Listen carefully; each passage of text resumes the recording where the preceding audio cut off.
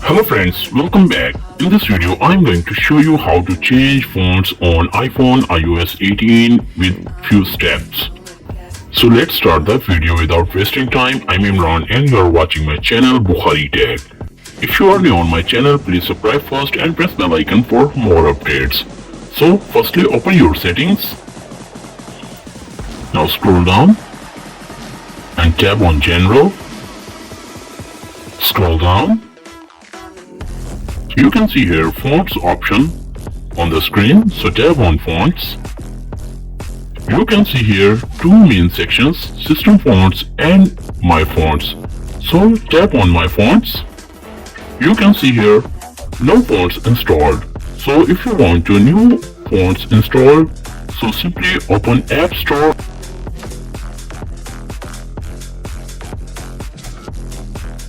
You can download any fonts from App Store.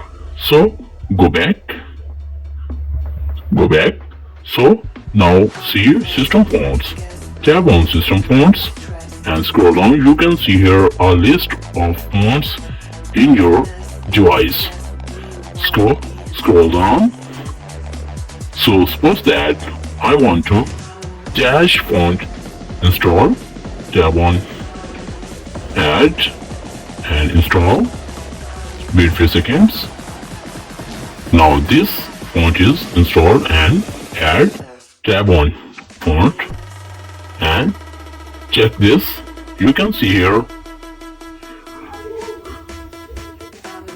the font's design and you can check this writings and style.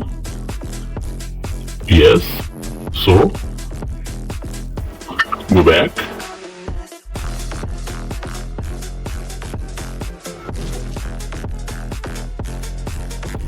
So check fonts and how to apply.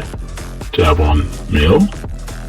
Now create new mail and tap on this and you can see here arrow option. So tap on arrow and you can see here AA option. Tap on AA.